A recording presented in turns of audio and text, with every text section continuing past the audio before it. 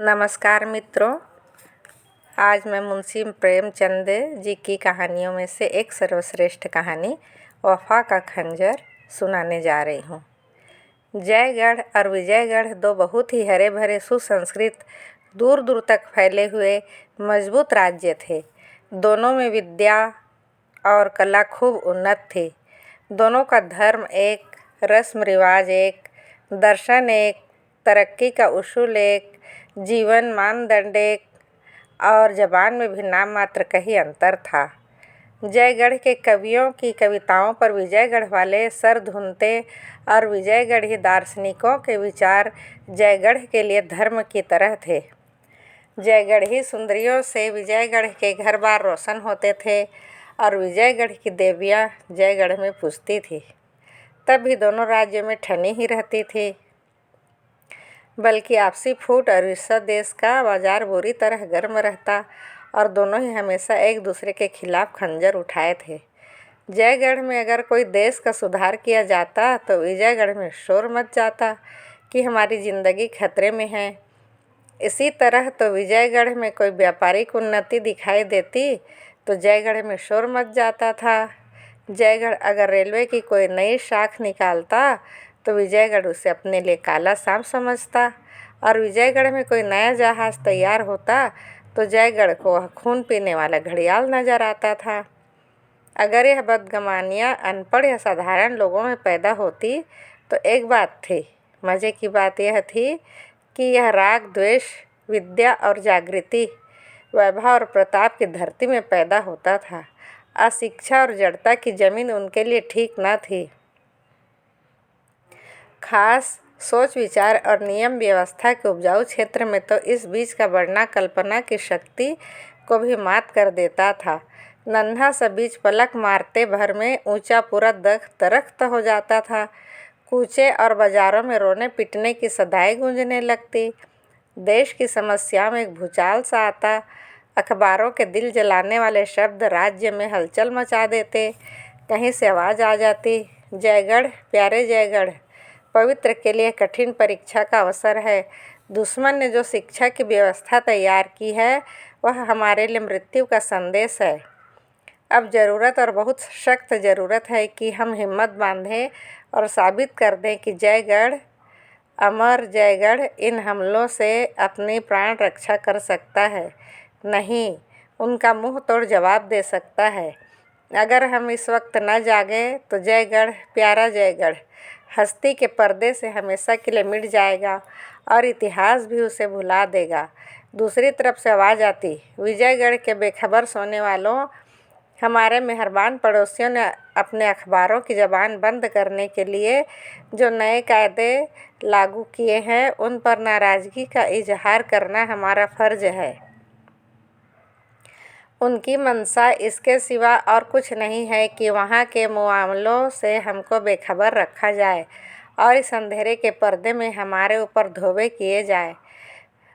हमारे गलों पर फेरने के लिए नए नए हथियार तैयार किए जाए और आखिरकार हमारा नाम निशान मिटा दिया जाए। लेकिन हम अपने दोस्तों को जता देना अपना फ़र्ज़ समझते हैं कि अगर उन्हें शरारत के हथियारों के ईजाद के कमाल है तो हमें भी उनकी काट करने में कमाल है। अगर शैतान उनका मददगार है तो हमको भी ईश्वर की सहायता प्राप्त है। और अगर अब तक हमारे दोस्तों को मालूम नहीं है तो अब होना चाहिए कि ईश्वर की सहायता हमेशा शैतान को दबा देती है। जयगढ़ बाकमाल कलावंतों का अखाड़ा था। सीरी बाई इस अखाड़े की सब्ज परी थी। उसकी कला की दूर दूर तक ख्याति थी। वह संगीत की राती थी जिसकी ड्योढ़ी पर बड़े बड़े नाम और आकर सिर झुकाते थे। चारों तरफ विजय का डंका बजाकर उसने विजयगढ़ की ओर प्रस्थान किया, जिससे अब तक उसे अपनी प्रशंसा का कर न मिला था। उसके आते ही विजयगढ़ में एक इंकलाब सा हो गया।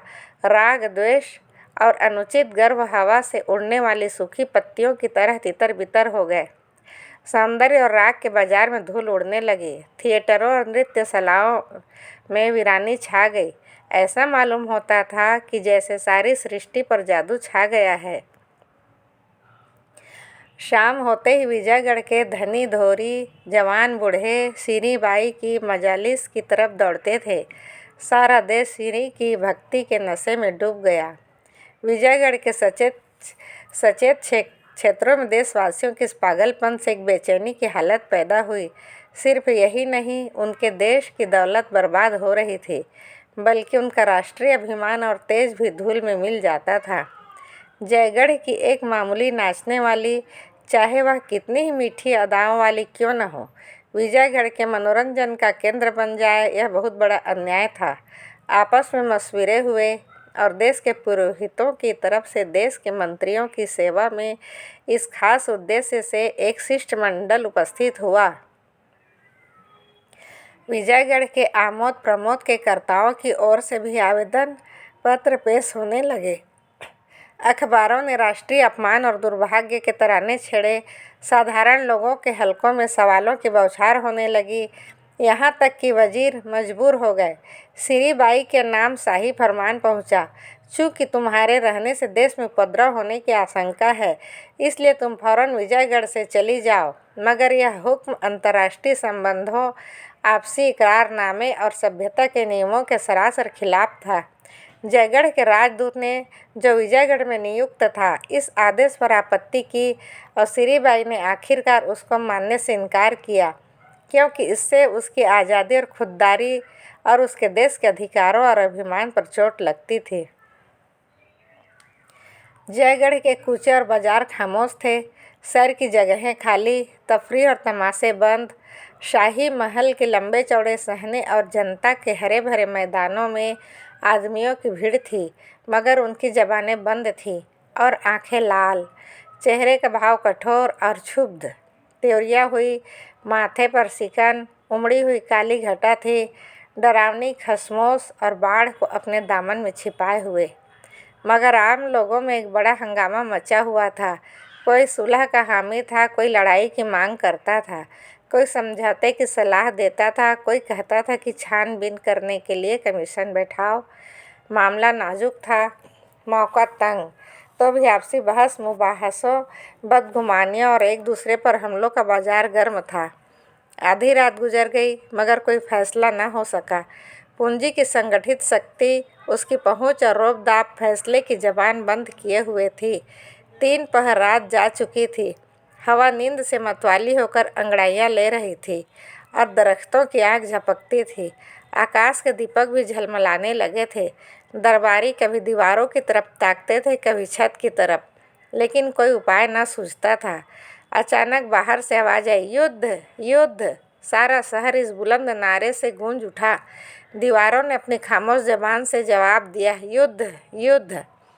यह अदृष्ट से आने वाली एक पुकार थी, जिसने उस ठहराव में हरकत पैदा कर दी थी। अब ठहरी हुई चीज़ों में खलबली सी मच गई। दरबारी गोया गलफत की नींद से चौंक पड़े, जैसे कोई भूली हुई बात याद आते ही उछल पड़े। युद्ध मंत्री सैयद अस्करी ने फरमाया, क्या अब भी लोगों को लड़ाई का ऐलान करने में हिचकिचाहट है? आम लोगों की ज़बान खुदा का हुक्म और उसकी पुकार अभी आपके कानों में आई, उसको पूरा करना हमारा फ़र्ज है। हमने आज इस लंबी बैठक में साबित किया है कि हम ज़बान के धनी हैं, पर ज़बान तलवार है, ढाल नहीं। हमें इस वक्त ढाल की ज़रूरत है। आइए हम अपने सीनों को ढाल बना लें और साबित कर दें कि हम में अभी वह जौहर बाकी है जिसने हमारे बुजुर्गों का नाम रोशन किया। कौमी गैरत ज़िंदगी की रूह है। वह नफ़े और नुकसान से ऊपर है। वह हुंडी और रोकड़, वसूल और बाकी, तेज़ी और मंदी की पाबंदियों से आज़ाद है। सारी खानों की छिपी हुई दौलत, सारी दुनिया की मंडियाँ, सारी दुनिया के उद्योग धंधे उसके पासंग है। उसे बचाइए, वरना आपका यह सारा निज़ाम तितर बितर हो जाएगा, सिरजा बिखर जाएगा, आप मिट जाएंगे। पैसे वालों से हमारा सवाल है, क्या अब भी आपको जंग के मामले में हिचकिचाहट है? बाहर से सैकड़ों की आवाज़ें आई, जंग जंग। एक सेठ साहब ने फरमाया, अब जंग के लिए तैयार है? अस्करी, हमेशा से ज़्यादा। ख्वाजा साहब, आपको फतेह का यकीन है? अस्करी, पूरा यकीन है। दूर पास जंग जंग की गरजती हुई आवाज़ों का तांता बंद गया कि जैसे हिमालय के किसी अथाह खड्ड से हथौड़ों की झनकार आ रही हो। शहर कांप उठा, जमीन थर्राने लगी, हथियार बंटने लगे। दरबारियों ने एक मत लड़ाई का फैसला किया। गैरत जो कुछ ने कर सकती थी वह आवाम के बारे में कर दिखाया। आज से 30 साल पहले एक जबरदस्त इंकलाब ने जयगढ़ को हिला डाला था।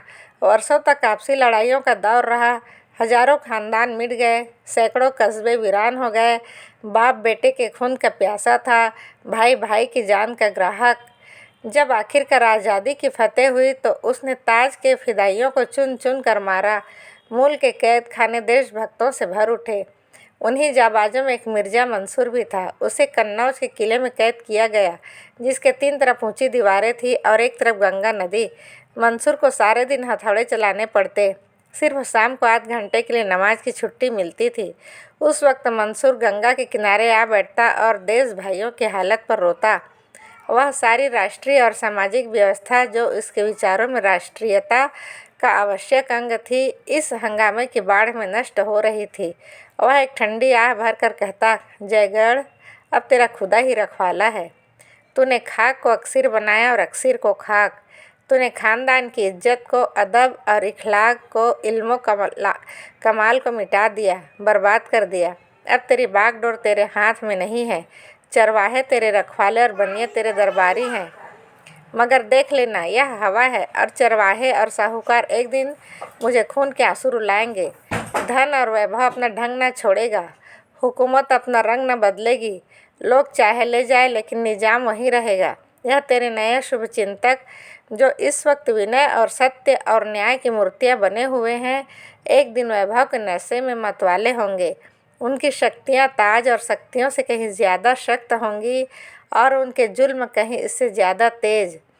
इन्हीं ख्यालों में डूबे हुए मंसूर को अपने वतन की याद आ जाती। घर का नक्शा आंखों के सामने खिंच जाता। मासूम बच्चे अस्करी की प्यारी प्यारी सूरत आंखों में फिर जाती, जिसे तकदीर ने माँ के लाड़ प्यार से वंचित कर दिया था। तब मंसूर एक ठंडी आंख खींच कर खड़ा होता और अपने बेटे से मिलने की पागल इच्छा में उसका जी चाहता कि गंगा में कूद कर पार निकल जाऊं। धीरे धीरे इस इच्छा ने इरादे की सूरत अख्तियार की। गंगा उमड़ी हुई थी और छोर का कहीं पता न था। तेज और गरजती हुई लहरें दौड़ते हुए पहाड़ों के समान थी। पाट देखकर सनर में चक्कर सा आ जाता था। मंसूर ने सोचा, नहीं उतरने दो, लेकिन नदी उतरने के बदले भयानक रोग की तरह बढ़ती जाती थी। यहाँ तक कि मंसूर को फिर धीरज न रहा। एक दिन वह रात को उठा और उस पुरशोर लहरों से भरे अंधेरे में कुछ कूद पड़ा। मंसूर सारी रात लहरों के साथ लड़ता भिड़ता रहा, जैसे कोई नन्ही सी चिड़िया तूफान में थपेड़े खा रही हो। कभी उनकी गोद में छिपा हुआ, कभी एक रेले में 10 कदम आगे, कभी एक धक्के में 10 कदम पीछे। जिंदगी की लिखावट की जिंदा मिसाल। जब वह नदी के पार हुआ तो एक बेजान लाश था। सिर्फ सांस बाकी थी और सांस के साथ मिलने की इच्छा। इसके तीसरे दिन मंसूर विजयगढ़ जा पहुंचा।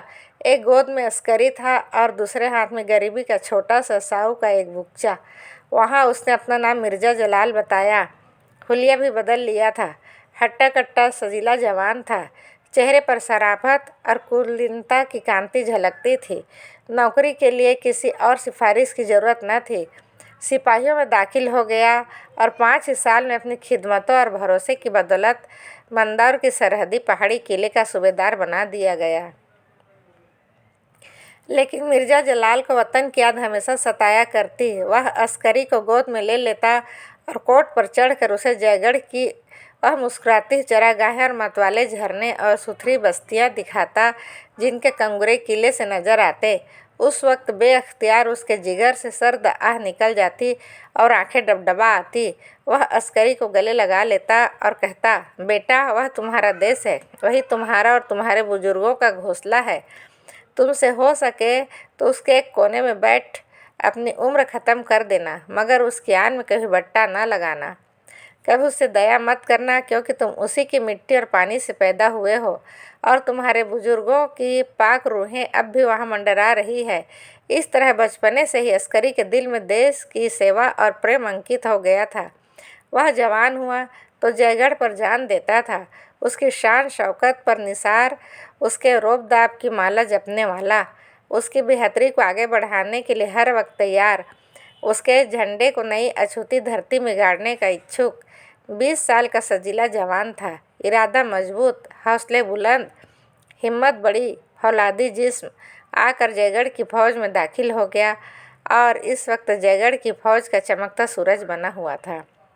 जयगढ़ ने अल्टीमेटम दे दिया, अगर 24 घंटों के अंदर सीरी बाई जयगढ़ न पहुंची तो उसकी अगवानी के लिए जयगढ़ की फौज रवाना होगी। विजयगढ़ ने जवाब दिया, जयगढ़ की फौज आए, हम उसकी अगवानी के लिए हाजिर हैं। सीरी बाई जब तक यहाँ की अदालत से हुक्म उदूली की सज़ा न पाले वह रिहा नहीं हो सकती और जयगढ़ को हमारे अंदरूनी मामलों में दखल देने का कोई हक नहीं।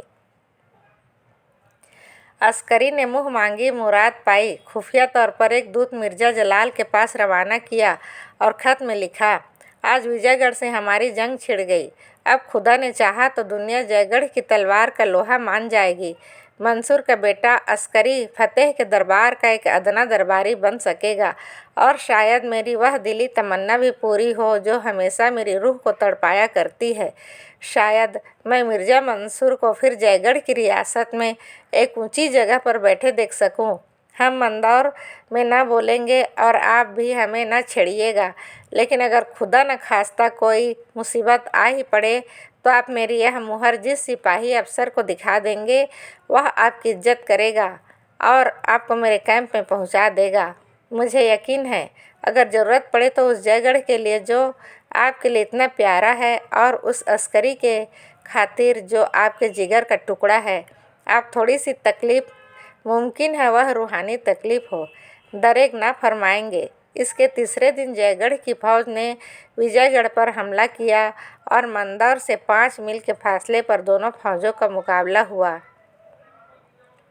विजयगढ़ को अपने हवाई जहाज़ों, जहरीले गड्ढों और दूर तक मार करने वाली तोपों का घमंड था। जयगढ़ को अपनी फौज की बहादुरी, जीवट, समझदारी और बुद्धि का था। विजयगढ़ की फौज नियम और अनुशासन की गुलाम थी। जयगढ़ वाले जिम्मेदारी और तमीज़ के कायल। 1 महीने तक दिन रात मार काट के मार्के होता रहे। हमेशा आग और गोलों और जहरीली हवाओं का तूफान उठा रहता। इंसान थक जाता था पर कलें अथक थी। जयगढ़ियों के हौसले पस्त हो गए, बार बार हार पर हार खाई। अस्करी को मालूम हुआ कि जिम्मेदारी फतेह में चाहे करिश्मे कर दिखाए पर शिकस्त में मैदान हुक्म की पाबंदी ही के साथ रहता है। जयगढ़ के अखबारों ने हमले शुरू किए। अस्करी सारी कौम की लानत मलानत का निशाना बन गया। वही अस्करी जिस पर जयगढ़ फिदा होता था सबकी नज़रों का कांटा हो गया था। अनाथ बच्चों के आंसू, विधवाओं की आहें, घायलों की चीख पुकार, व्यापारियों की तबाही, राष्ट्र का अपमान, इन सब का कारण वही एक व्यक्ति अस्करी था। कौम की अगुवाई सोने की राज सिंहासन भले ही हो पर फूलों की सेज वह हरगिज नहीं। जब जयगढ़ की जान बचने की इसके सिवा और कोई सूरत न थी कि किसी तरह विरोधी सेना का संबंध मंदौर के किले से काट दिया जाए, जो लड़ाई और रसद के सामान और यातायात के साधनों का केंद्र था। लड़ाई कठिन थी, बहुत खतरनाक। सफलता की आशा बहुत कम थी, असफलता की आशंका जी पर भारी। कामयाबी अगर सूखे धान का पानी थी तो नाकामी उसकी आग, मगर छुटकारे की और कोई दूसरी तस्वीर न थी। अस्करी ने मिर्ज़ा जलाल को लिखा, प्यारे अब्बाजान, अपने पिछले खत में मैंने जिस ज़रूरत का इशारा किया था बदकिस्मती से वह ज़रूरत आ पड़ी। आपका प्यारा जयगढ़ भेड़ियों के पंजे में फंसा हुआ है और आपका प्यारा अस्करी नाउम्मीदों के भंवर में। दोनों आपकी तरफ आस लगाए ताक रहे हैं। आज हमारी आखिरी कोशिश, हम मुखालिफ फौज को मंदौर के किले से अलग करना चाहते हैं। आधी रात के बाद यह मार्का शुरू होगा। आपसे सिर्फ इतनी दरख्वास्त है कि अगर हम सर हथेली पर लेकर किले के सामने तक पहुंच सके तो हमें लोहे के दरवाजे से सर टकरा कर वापस न होना पड़े, वरना आप अपनी कौम की इज्जत और अपने बेटे की लाश को उसी जगह पर तड़पते देखेंगे और जयगढ़ आपको कभी मुआफ़ न करेगा। उससे कितनी ही तकलीफ़ क्यों न पहुंची हो, मगर आप उसके हक़ों से सुबुक दोष नहीं हो सकते। शाम हो चुकी थी। मैदान जंग ऐसा नज़र आता था कि जैसे जंगल जल गया हो। विजयगढ़ी फौज एक खुरेंज मार्के के बाद खंदकों में आ रही थी। घायल मंदौर के किले के अस्पताल में पहुंचाए जा रहे थे। तोपें थक कर चुप हो गई थी और बंदूकें जरा दम ले रही थी। उसी वक्त जयगढ़ी फौज का एक अफसर विजयगढ़ी वर्दी पहने हुए अस्करी के खेमे से निकला। थकी हुई तोपें, सर झुकाए हवाई जहाज, घोड़ों की लाशें, आंधी पड़ी हुई हवा गाड़ियाँ और सजीव मगर टूटे फूटे किले उसके लिए पर्दे का काम करने लगे। उनकी आड़ में छिपता हुआ वह विजयगढ़ी घायलों के कतार में जा पहुंचा और चुपचाप जमीन पर लेट गया।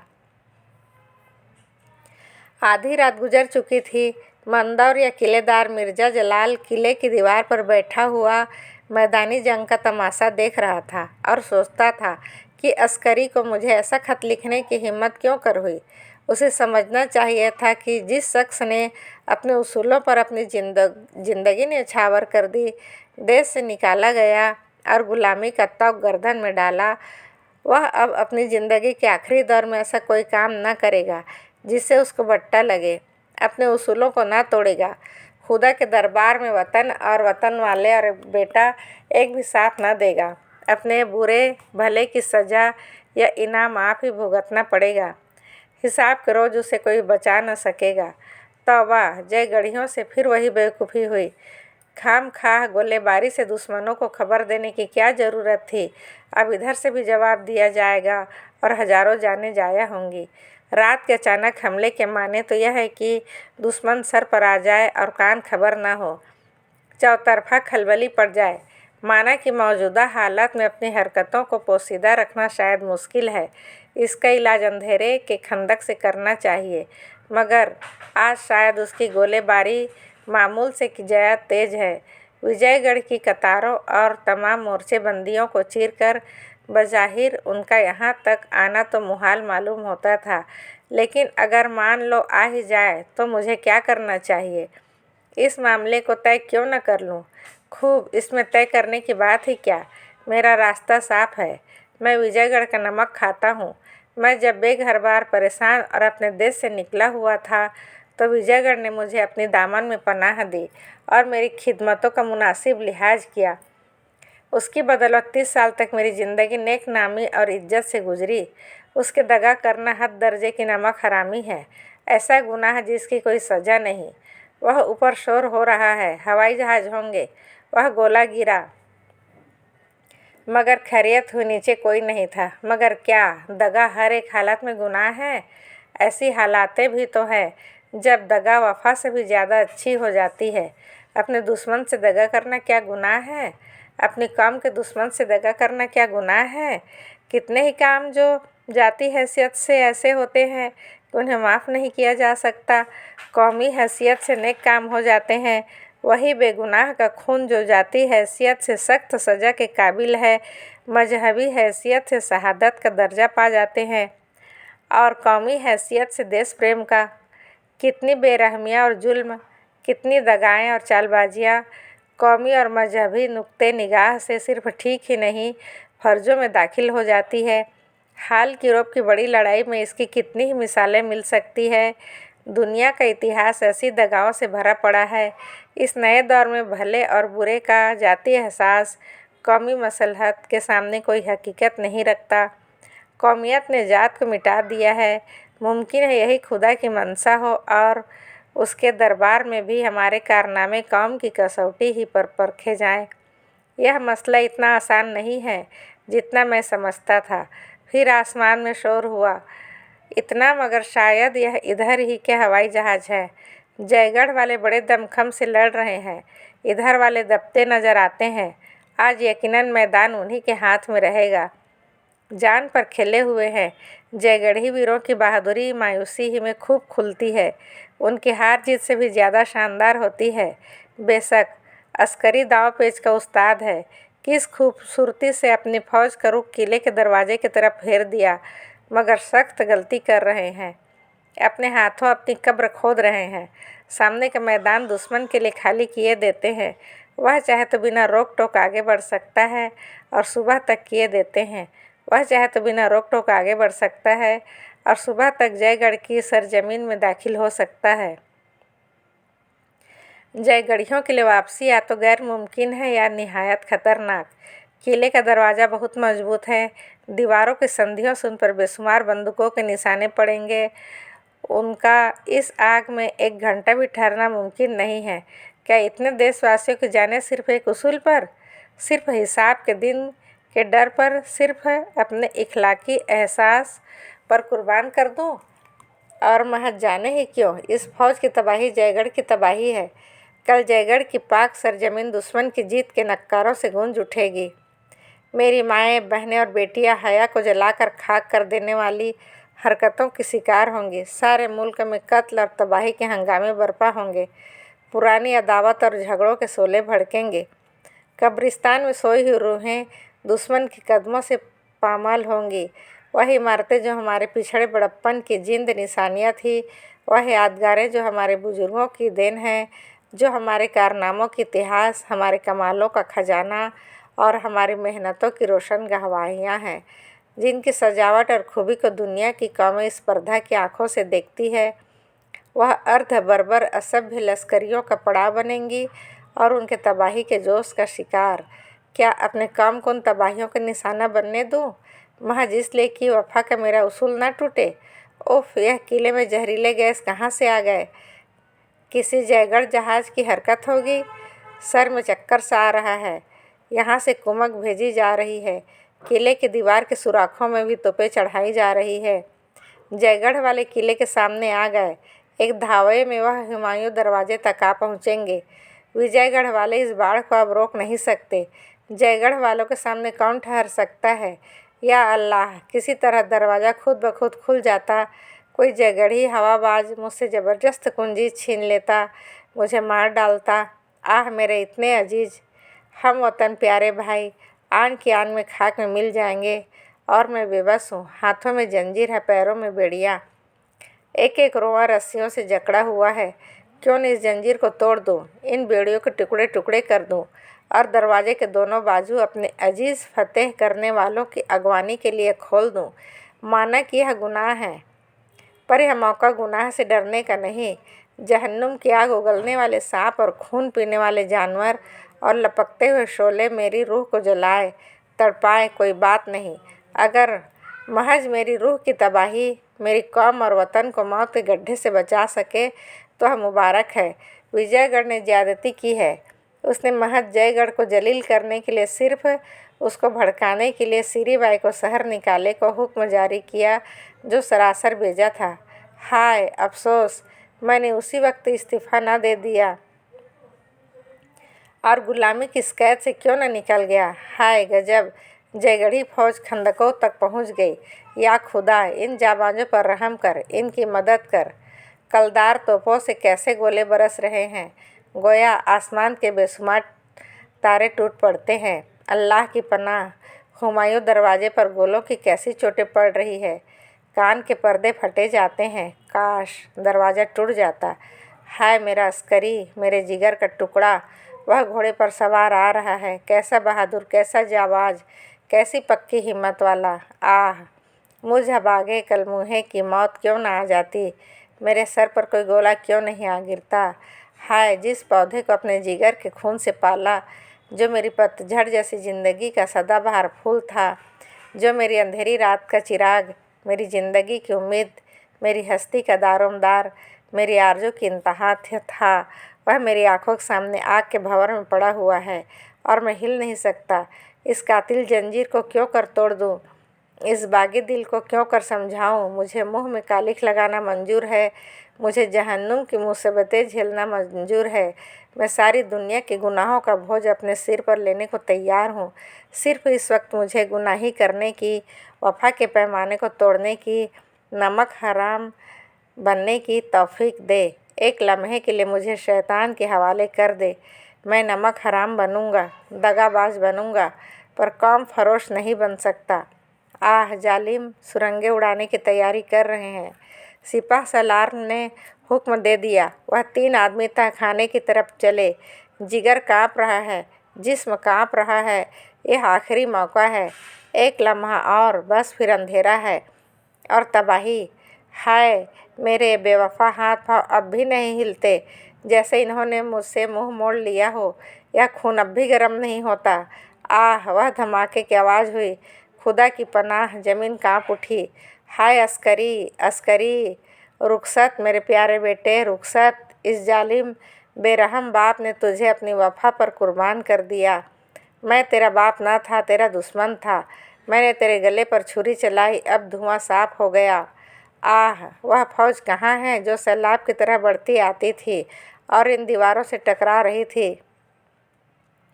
खंदकें लाशों से भरी हुई है और वह जिसका मैं दुश्मन था, जिसका कातिल, वह बेटा, वह मेरा दुलारा अस्करी कहाँ है? कहीं नज़र नहीं आता। आह। अलविदा मित्रों, फिर मिलते हैं अगली कहानी में।